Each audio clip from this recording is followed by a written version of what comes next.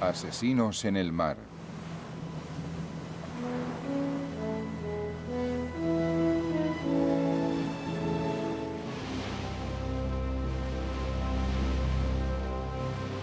En 1916, la rutina diaria fue interrumpida por poco tiempo, pero muy bruscamente. Cuando Alemania declaró la segunda campaña de guerra submarina sin restricciones, vio que necesitaba una nueva táctica naval y nombró a un nuevo comandante en jefe de la Armada muy agresivo, el almirante Reinhard von Scheer. La guerra en el frente occidental entraba en su fase más sangrienta. Desde el mes de febrero, los soldados alemanes y los franceses luchaban por la ciudad fronteriza de Verdún, y cada bando sufrió 350.000 bajas.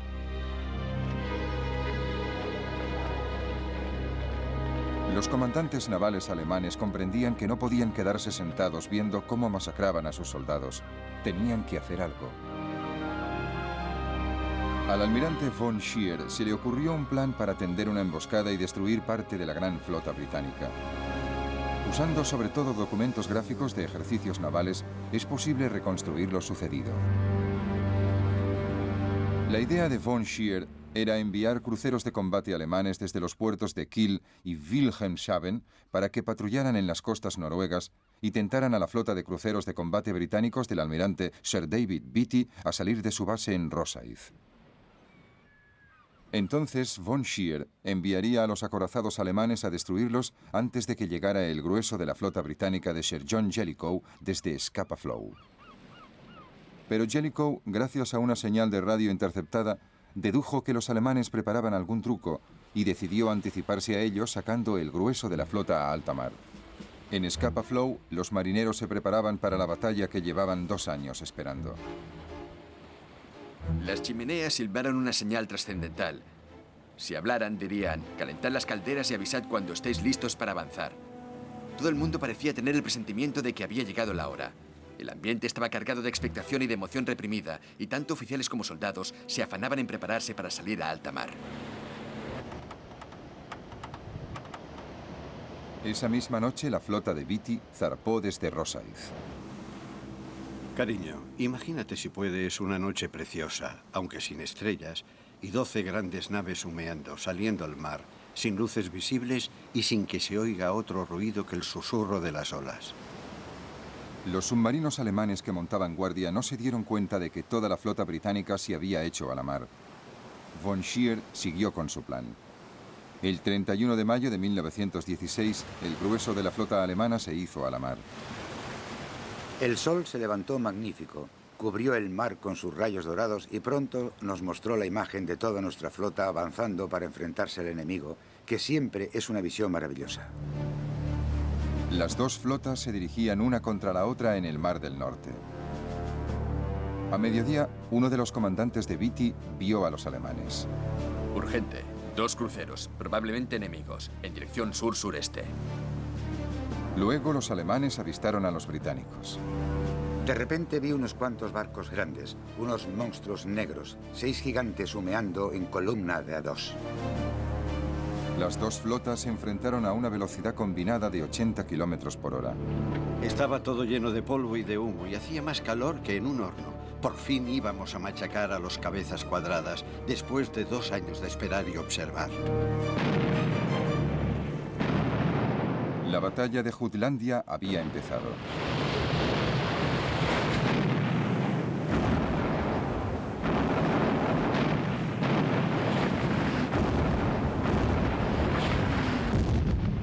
La primera parte fue un gran desastre para los británicos. Por desgracia para Beatty, sus barcos no disparaban muy bien. Tenían la desventaja de la luz y el tiempo, pero no se habían ejercitado demasiado y las naves de combate alemanas tenían una potencia de armas superior. 2 barcos británicos, el Queen Mary y el Indefatigable, estallan y se hunden, perdiendo a casi todas sus tripulaciones. Oímos una explosión tremenda que hizo estallar la proa.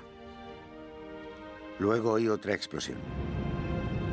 Me hundí a bastante profundidad y cuando volví a la superficie solo vi restos y petróleo flotando en la superficie.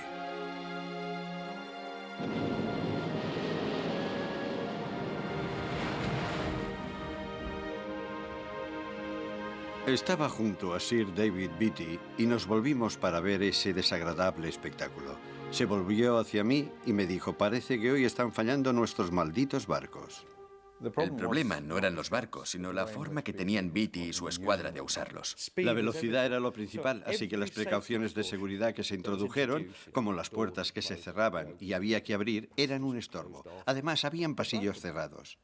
Un impacto en una torreta podía producir una explosión cuya onda llegaría instantáneamente hasta la Santa Bárbara, donde había 120 toneladas de explosivo listas para estallar. Las consecuencias eran devastadoras. El barco entero estallaba, y eso fue lo que ocurrió con el Infatigable y el Queen Mary. Con sus barcos dañados, Beatty se dirigió hacia el norte para encontrarse con la flota de Jellicoe. Von Scheer lo persiguió. Al cabo de pocas horas, los alemanes se encontraron frente a frente con el grueso de la flota británica. Es un momento trascendental en la vida de cualquiera. Recuerdo que pensé para mí, hemos perdido mucho y más que vamos a perder, pero no nos importa perder lo que haga falta mientras se enfrenten las dos flotas. Y allí empezó la batalla de Jutlandia. Entonces la Marina británica demostró su superioridad.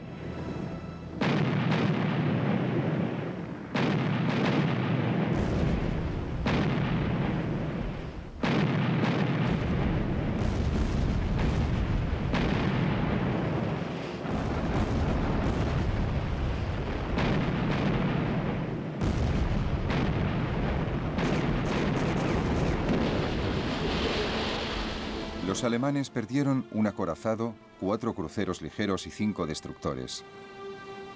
Pero los británicos también perdieron otro crucero de combate, el Invincible. De casi 1000 hombres a bordo, solo 6 sobrevivieron. La tripulación de otro barco cercano, el Indomitable, vio cómo se hundía. Los jóvenes oficiales del Indomitable teníamos negros presentimientos desde el día en que zarpamos. Los suboficiales del Invincible subieron a bordo y tuvimos una noche de alegría y diversión. Y ahora, todos duermen en el fondo del mar.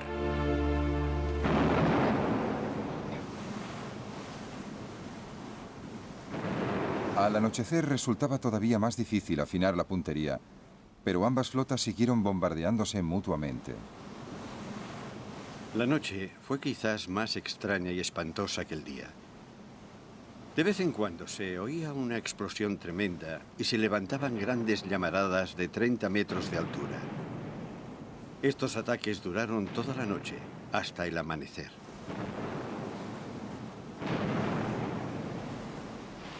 En la oscuridad, la flota alemana huyó hacia su país y escapó sin ser vista. El 1 de junio, por la mañana, los alemanes se acercaban a los puertos seguros de Kiel y Wilhelmshaven. Volvimos a puerto y nos dieron café caliente y comida. Como muchos de mis compañeros, no los quise. Nos tumbamos en el suelo en un rincón del barco. Nos daba lo mismo donde estábamos. Nos pusimos a dormir. Hacía 2 días que no dormíamos. Jutland es una de las batallas más controvertidas de todos los tiempos. Todo el mundo dice que ganó. El Kaiser al día siguiente dijo, la magia de Trafalgar se ha roto, hemos vencido a los británicos. Von Scheer en su informe oficial dijo, no debemos volver a intentarlo, nos borrarían del mapa. Y esa era la verdad. Los alemanes sabían que podían darse por contentos al volver a casa con casi todos los barcos y casi todos los marinos. Igual que los alemanes, los británicos presentaron la batalla de Jutlandia como una gran victoria naval. Pero Jellicoe sabía que sus pérdidas habían sido bastante más graves que las alemanas, tanto en barcos como en vidas. Sin embargo, aún controlaba el Mar del Norte. Para la Marina alemana fue como volver a la casilla de salida. En el frente occidental se mantenía el equilibrio de fuerzas. Los británicos habían lanzado su ofensiva en el Somme con 600.000 bajas. Pero el Somme había costado también mucha sangre alemana. La Marina alemana, con su flota de superficie metida en el puerto, solo podía ayudar a la infantería volviendo a la guerra submarina sin restricciones. En febrero de 1917 se tomó la decisión fatal.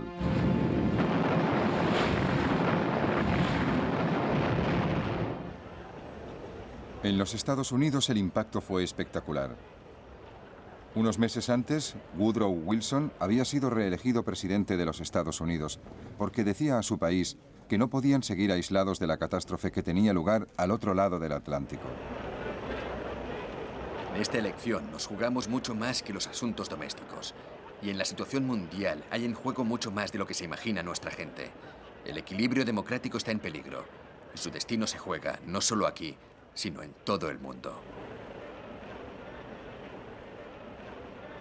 Después de la declaración alemana de guerra submarina sin restricciones, Wilson, envalentonado por su nuevo mandato electoral, le lanzó a Alemania un ultimátum. Los alemanes no le hicieron caso y aumentaron la producción de submarinos. Ya tenían 110 en el mar. Si no queremos desangrarnos hasta la muerte, debemos aprovechar al máximo nuestros submarinos como arma de guerra para destruir la vitalidad de Inglaterra. Durante los meses de febrero y marzo de 1917, los submarinos lograron hundir por lo menos 500 barcos.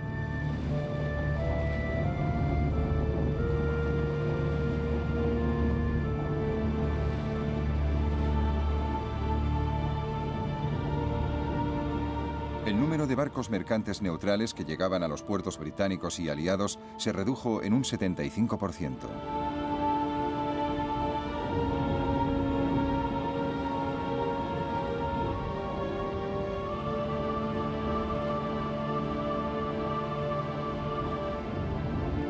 Algunos capitanes de submarino alcanzaron unas cifras de barcos hundidos increíbles.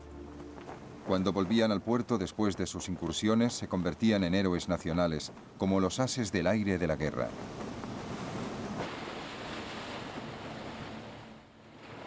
Los alemanes usaron toda clase de trucos propagandísticos para ensalzar como héroes a los capitanes de submarino y a su tripulación.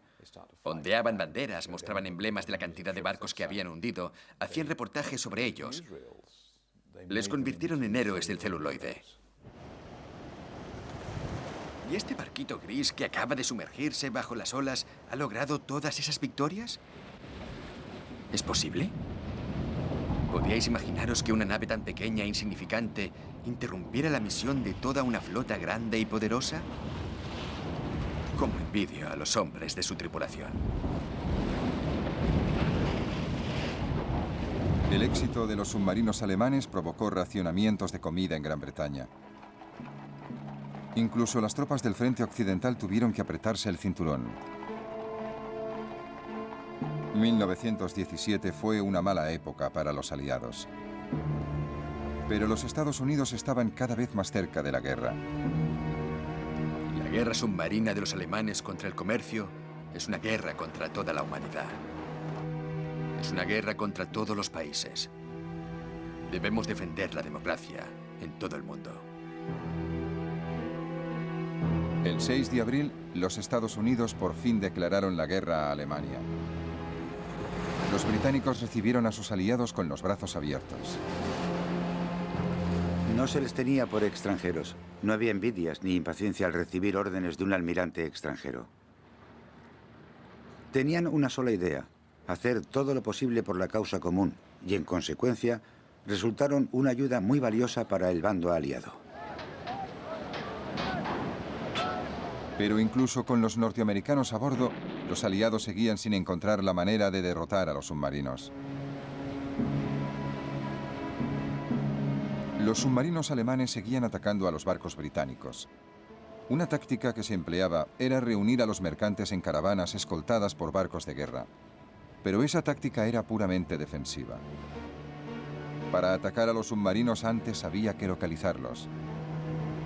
Se empezaron a usar aviones para localizar a los submarinos que, a pesar de todo, tenían que estar casi siempre en la superficie. Los aviones tenían una autonomía de 2.400 kilómetros y podían volar casi 50 horas seguidas.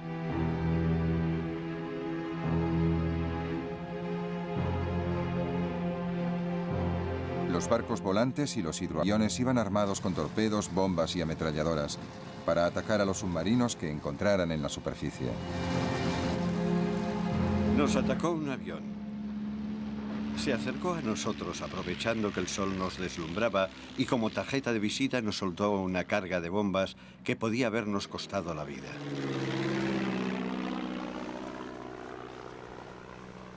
Para encontrar a los submarinos bajo el mar, los aliados usaban una nueva técnica, el hidrófono. Era un micrófono que se colocaba bajo el agua y detectaba el sonido de los motores eléctricos de un submarino. Entonces se podía calcular a qué profundidad se escondía. Luego se ponía en juego otra arma nueva, las cargas de profundidad, que eran minas lanzadas desde los barcos y reguladas para que estallaran a una profundidad determinada. Una carga de profundidad estalló con un ruido tremendo. Perdimos las esperanzas a medida que aumentaba el riesgo de morir aplastados o volados en pedazos. Seguimos trabajando aunque fuera para distraernos del inminente destino que nos esperaba en el fondo del mar.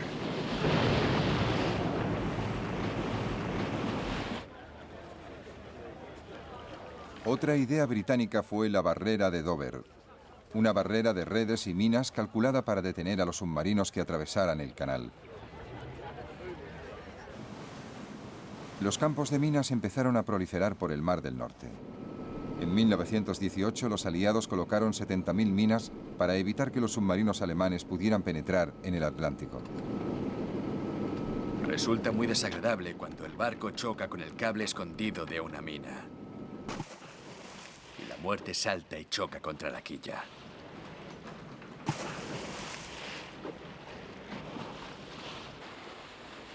Dragar minas era una misión muy peligrosa. De vez en cuando los submarinos conseguían colocar minas cerca de los puertos británicos. Una vez recuperadas podían desactivarse individualmente.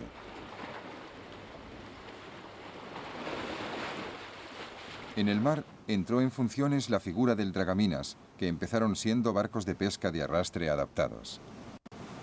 Preguntad a cualquiera que sirviera en el mar entre 1914 y 1918 cuál era el trabajo más peligroso, monótono y desagradable de toda la guerra naval. 9 de cada 10 os responderán: el de los dragaminas. Se usaban cables para cortar las amarras de las minas y luego se destruían con disparos de rifle.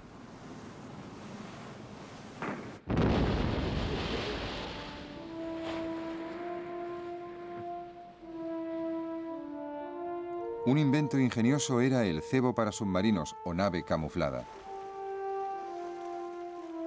No había señales de vida a bordo. Salimos a la superficie. De repente el barco volvió a la vida. Se abrieron las portillas escondidas. Los artilleros se pusieron al cañón de proa, descubrieron otros cañones y nos lanzaron una lluvia de fuego devastadora. Por fin, los británicos intentaron cerrar los puertos de submarinos de la costa belga.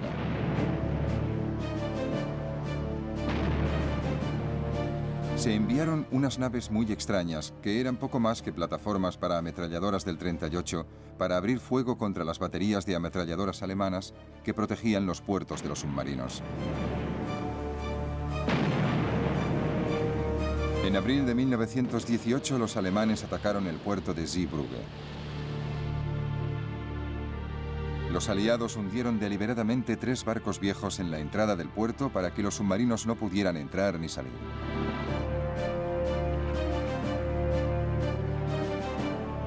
Durante la operación, el crucero británico Vindictive quedó muy dañado y tuvo suerte al poder volver a Inglaterra.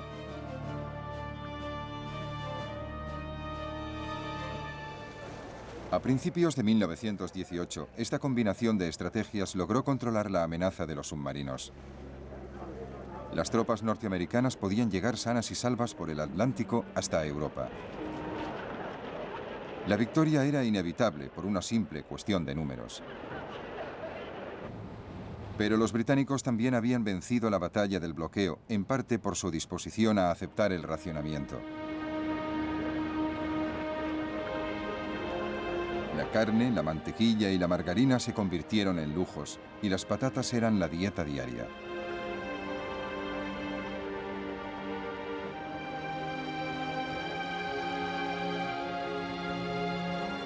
Alemania nunca introdujo el racionamiento, y por eso hacia el final de la guerra la comida y las provisiones escaseaban.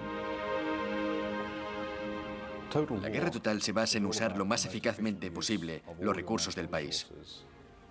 En la Primera Guerra Mundial, los alemanes usaron sus recursos de una forma muy poco eficaz. Sacaron a todos sus agricultores del campo y los enrolaron en el ejército y los usaron para la batalla. No les sustituyeron. La productividad agrícola se vino abajo. No movilizaron su fuerza de trabajo femenina. Apenas movilizaron ninguna otra fuerza de trabajo disponible. La producción agrícola se vino abajo. Entonces tuvieron que importar comida. El bloqueo británico hizo que no pudieran importar comida. Poco a poco, las raciones de los alemanes se fueron recortando. Y si al principio comían muchas grasas animales, al final vivían solo de nabos.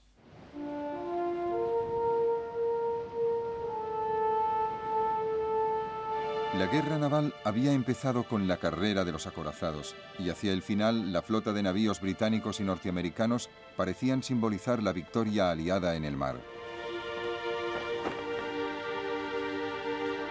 Pero ese no fue el verdadero conflicto naval. Las naves de combates enormes eran en cierto modo las descendientes de la época de Nelson, como la idea de lanzar una cantidad enorme de metal a gran distancia y destruir al enemigo. Durante la Primera Guerra Mundial, ese concepto de grandes flotas nacionales que se enfrentan y luchan y deciden el resultado de la guerra se demostró totalmente equivocado.